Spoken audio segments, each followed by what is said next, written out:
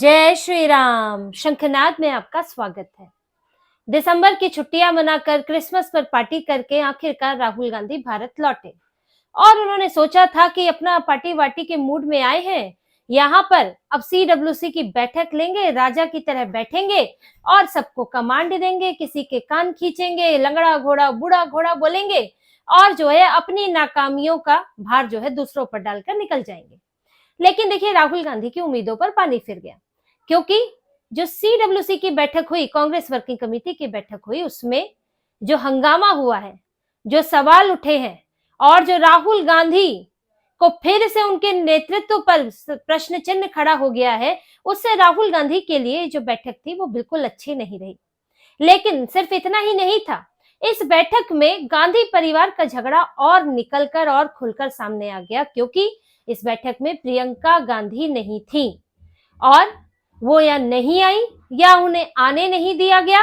कि क्या हुआ कि राहुल गांधी प्रियंका को लेकर जो चर्चा हो रही है उससे बहुत असुरक्षित हो गए, उनको अपनी कुर्सी खतरे में लगने लगी, यानी कि कांग्रेस के अंदर अपनी कुर्सी खतरे में लगने लगी और प्रियंका को इस सीडब्ल्यूसी की बैठक से बाहर कर दिया। एक म्यान में दो तलवार कैसे रह सकती है। दोनों चीजों पर बात करेंगे, सीडब्ल्यूसी में क्या क्या हुआ इस पर भी बात करेंगे, लेकिन पहले जरा भाई बहन की बात कर लेते हैं, क्योंकि परिवार का मामला है और झगड़ा परिवार में चल रहा है। देखिए, सीडब्ल्यूसी की बैठक में कांग्रेस के सभी अहम नेता शामिल हुए, जिसमें मुख्यमंत्रियों तक को बुलाया गया। इनके वकील साहब अभिषेक मनु सिंघवी भी मौजूद थे और वहां से सोनिया गांधी, राहुल गांधी, सब लोग वहां मौजूद थे, लेकिन प्रियंका वाड्रा नहीं थी। अब सुनने में यह भी आ रहा है कि प्रियंका वाड्रा ने एक लेटर लिखकर अपनी अनुपस्थिति के लिए माफी मांगी और कहा है कि मैं इसमें नहीं आ पाऊंगी।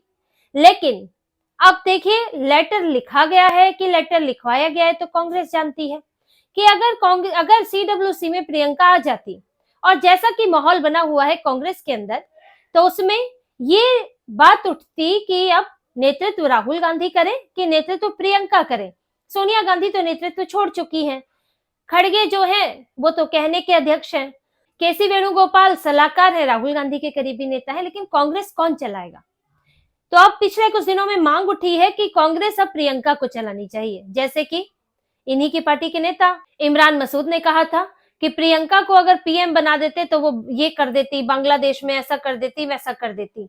ये बातें उन्होंने सीधे पीएम मोदी से कंपेयर करते हुए प्रियंका के लिए कह दी, जिसके बाद सवाल उठने लगे तो अपने शब्दों को कहा कि नहीं, मैं ऐसा नहीं कहना चाहता था, मैं तो उनकी बात का जवाब दे रहा था कि अगर प्रियंका इस पर होती तो। इससे पहले इन्हीं के नेता राशिद अल्वी ने भी कहा कि कांग्रेस को नए परिवर्तन की जरूरत है, कांग्रेस को नए नेतृत्व की जरूरत है। इतनी हार अब जिस नेता के नेतृत्व में हो गई है, कब तक उसको देखकर कार्यकर्ताओं में, नेताओं में जोश आएगा। कोई जिताने वाला रहता है तो वो तो सालों तक बैठा रहे कुर्सी पर, क्या समस्या है, लेकिन बार बार हराने वाले को लेकर कितना जोश आ पाएगा। और जब आप ऐसा फर्जी मुद्दा चलाते हैं जिसमें कि वोट चोरी की बात होती है और जहां जीत जाते हैं वहां वोट चोरी नहीं होती है, तो यानी कि आप अपनी नाकामी किस पर थोप रहे हैं, दूसरे पर। तो ऐसे इनके और भी नेताओं ने सवाल उठाए। फिर इस बीच प्रियंका वाड्रा की जैसे ट्विनिंग दिखी सरकार के साथ।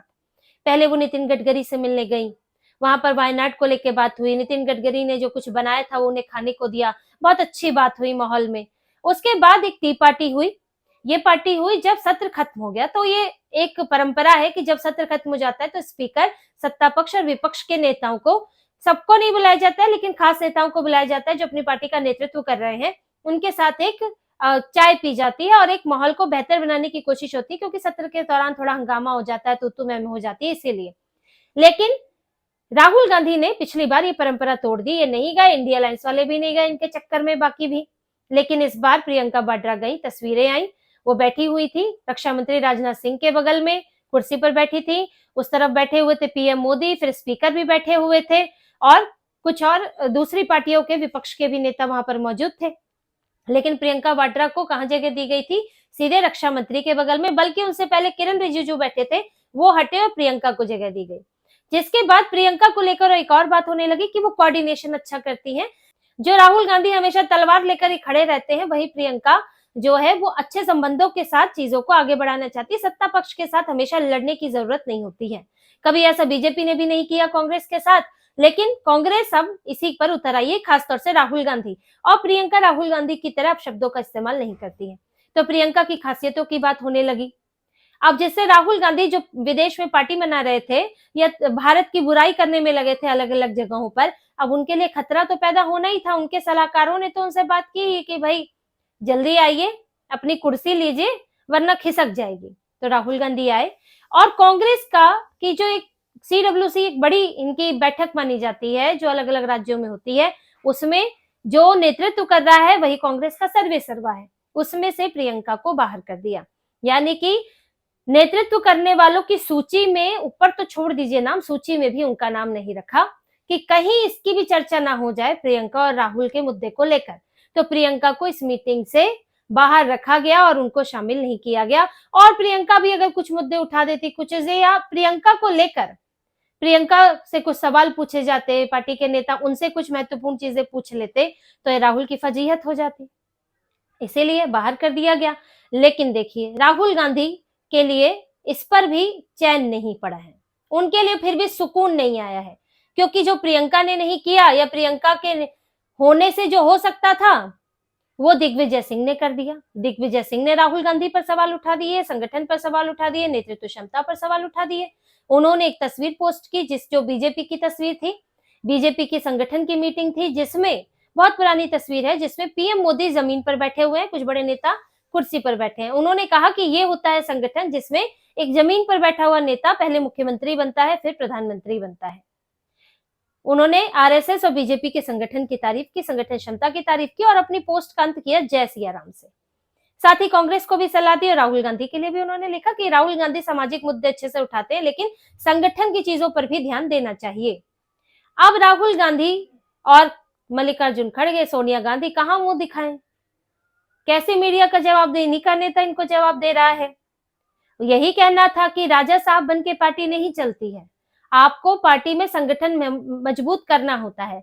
आज आपकी सीडब्ल्यूसी की बैठक है, कांग्रेस वर्किंग कमेटी की बैठक, उसमें क्या डिसाइड हो रहा है? उसमें डिसाइड हो रहा है कि आगे किस पर हमें हंगामा करना है, किस पर प्रदर्शन करना है, संगठन कैसे मजबूत करें, कोई बात ही नहीं हो रही है, उसके कोई चर्चा ही नहीं है। चर्चा है कि हम मनरेगा वाले पर, जी राम जी बिल पर हंगामा करेंगे, हम नेशनल हेराल्ड पर हंगामा करेंगे, हम फला चीज पे हंगामा करेंगे। लेकिन हमारा हंगामा करने के लिए दिल्ली में कुछ एक भीड़ आप जुटा लेते हैं, लेकिन जगह जगह पूरे भारत में आपके संगठन का क्या होगा, इस पर बात नहीं हो रही है।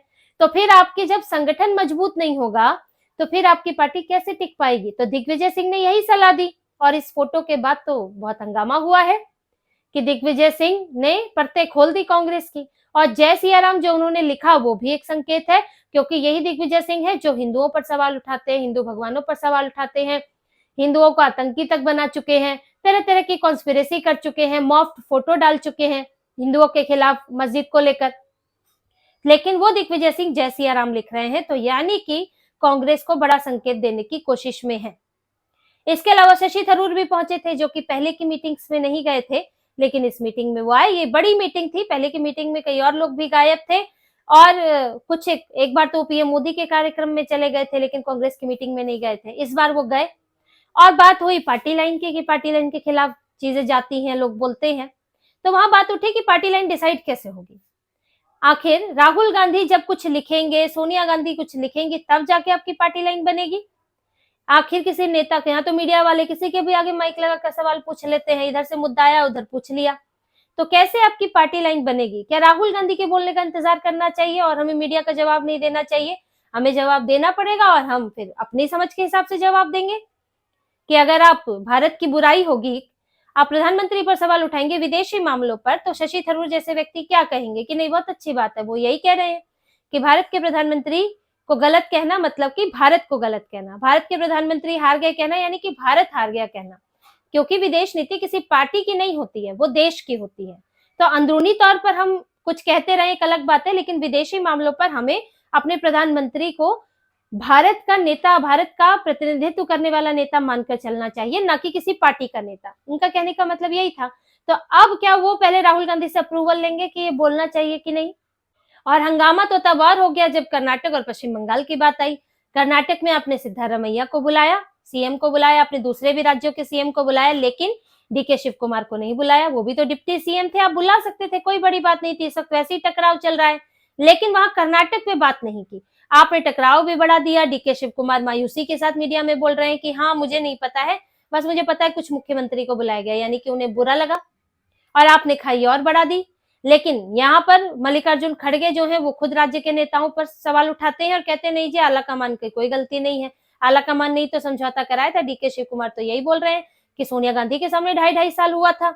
अब आपकी हिम्मत नहीं है कि आप सिद्धारमैया का हटा सको, और न ये हिम्मत है कि पूरी तरह डीके शिव कुमार को मना कर सको, तो आप खींच रहे हो कि किसी तरह निकल जाए और चुनाव आ जाए। आपने कर्नाटक जैसे मुद्दे पर चर्चा नहीं की, आप ये चर्चा करते ही नहीं है कि कहां कहां मामला फंसता है हमारे दो नेताओं के बीच में, और फिर वहां पर पार्टी लटक जाती है।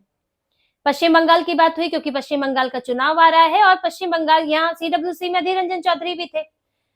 इसके लिए एक बात यह है कि पश्चिम बंगाल में इतना कुछ हो रहा है और हमें ममता के खिलाफ लड़ना है, लेकिन कांग्रेस कुछ बोल नहीं रही है। कांग्रेस का मुद्दा क्या है? एसआईआर, वोट चोरी। अब बिहार में तो आप इसे जीते नहीं, तो आप बंगाल में क्या कर लोगे? और आपसे ज्यादा आवाज में उठा रही है ममता बनर्जी, और इसके बावजूद वो आपको गठबंधन में साथ नहीं लेंगी। तो आपके पास क्या विकल्प है? आप किसकी बुराई करके सत्ता में आओगे? बीजेपी की बुराई करने का फायदा नहीं है, क्योंकि बीजेपी तो वहां सत्ता में है नहीं, तो आपको ममता की बुराई करनी पड़ेगी। बांग्लादेश में इतना सब हो रहा है, उस पर बोलना पड़ेगा। पश्चिम बंगाल से जुड़ा हुआ मुद्दा है वो। यहाँ पर हाई कमीशन के बाहर हिंदू संगठन, बीजेपी के कार्यकर्ता हंगामा कर रहे हैं, कांग्रेस चुप बैठी हुई है। ममता बनर्जी की चुप्पी पर बीजेपी सवाल उठा रही है, कांग्रेस चुप बैठी हुई है। तो आखिर हमारी पश्चिम बंगाल के लिए रणनीति क्या है और वहां के नेताओं को आगे क्या करना होगा? राहुल गांधी इस पर स्पष्टता दें। तो काफी हंगामेदार रही इनकी बैठक सीडब्ल्यूसी की, जिसमें राहुल गांधी को कुछ बातों बातों में आईना भी दिखाया गया, नेतृत्व पर भी सवाल उठे और पार्टी के साथ साथ परिवार के अंदर का झगड़ा भी, मनमुटाव भी खुलकर सामने आ गया। तो इसी तरह की और खबरें और विश्लेषण आपके लिए लाते रहेंगे। हमसे जुड़े रहिए, सब्सक्राइब कीजिए, कमेंट कीजिए। बहुत बहुत धन्यवाद। जय श्री राम।